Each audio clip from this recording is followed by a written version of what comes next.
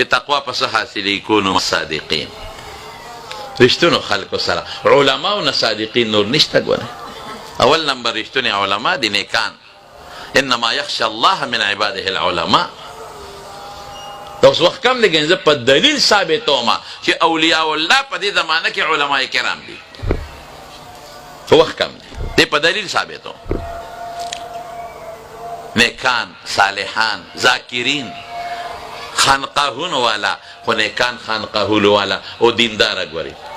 هغه د پنجاب تصوف والا نه غټ غټ برید چې پریښي او ګیرې خرې دي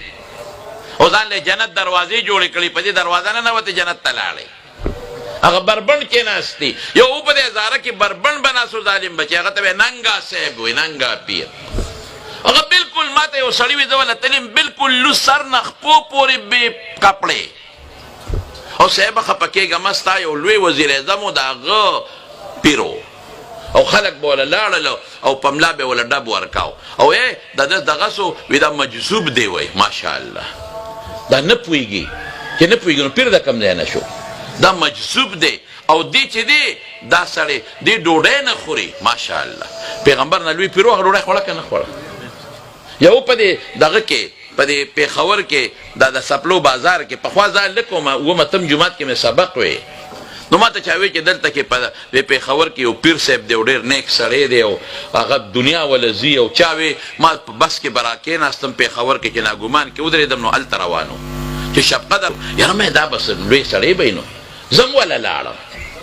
مونږ هلکانو سکول مو هغه وخت کې چې لاړم چا نه مې تپوس وکړه هغه بازار ته لاړم هغه پیر صاحب کړن وي دا مخامخ چې داسې دغه پیر صاحب دی یاره چې ورغلم یو دوکان کې ناست و چې د چرسو یو بینو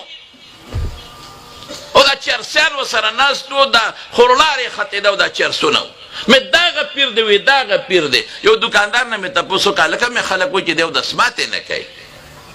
اوس اودسمات یې نه کولم پیري ده یو دسمات یې نه کوي یا خدای پاکه صحابانو خو لوی پیران بل څوک نه تیر شوي دا قضای حاجت خو ټولو خلکو کړې نه وي دی اودسمات یې نه کوي نو ما یو دوکاندار چمیار و هغه ته مې باباجي خلک وایي چې دی اودسمات یې نه کوي ما ته وي داسې کار وکړه چې دې وخت کې نه و د شپې داسې 12 بجې راشه چې د هغه سوټه راته وښې دروازه یې نه کوي دومره غټه سوټه کوي چې خوار خر ته ټوپ هم نه شي وهلی بوساړی عمره موږ دې خلکو ته پیر وایو دا پیر دی دا ډوډۍ نه خوري دا مجذوب دی دا بربند ناست دی دې چې چا له ډب ورکړي هغه په ټوپونو شي خدای پاکه دا پیر دی او دسمات یې نه کوي خدای پاکه خدای ته وګورئ پیر هغې ته وایي چې متبع د قرآن او د سنت دی هزاروي صاحب رحمت الله علیه پیرو ټول عمر تاسو بیانونه د هغه اورېدلي څه به یې وي درود شریف ګیره پرېږدی تسبیح لاس کې والې ذکر کوې اعتکاف کوې دا نیکي خلکو ته ښایي مزدور آباد باباجي صاحب بزرګو وګورئ مریدان یې کوم ځای ته رسېدلي دي چې کوم درته نیکي ښایي او د هغه مجلس کې کښېنه او تا ته الله را یاد شي دا پیر دی دا نیک سړی دی دا نه دی چې پلان کې ته وګوره څنګه پوس وجود دی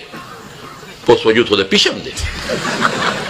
ته ورته وګوره د مخ نه وینې څاڅي خو انګریزانو د مخ نه وینې څاڅي یا وایي ګوره که نه څنګه خشته لنګرې دی ماشاءالله میدا هوټل کې هم ډېره ښه ډوډۍ پخېږي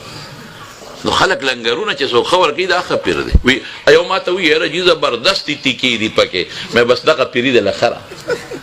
دا خبرې به نه کوې قرآن و سنت اتباع چې تا ته تقوا وښایي چې ته هغه مجلس کې کښېنه او ستا زړه کې خشیت الهي پیدا شي د الله یره پیدا شي د الله تقرب او قربت پیدا شي او دین درته وښایي شریعت نه دې منې کړي چې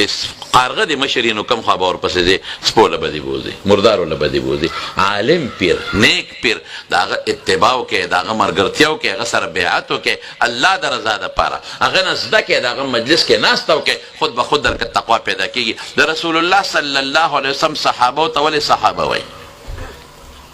قسم دې اوسپنه چې نرم کلکه شي په اور یې نرمه کا کاڼې نرمولی شي انسان چې روان شي چې پلار یې نشي سمولی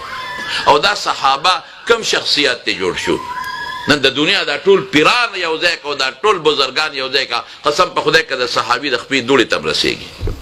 دا په څه باندې دا د پیغمبر په صحبت ځکه او صحابه ورته د پیغمبر مبارک په ناسته په مجلس بهر کې ډېر زیات خوشحاله شوم ستاسو لوی اجتماع ده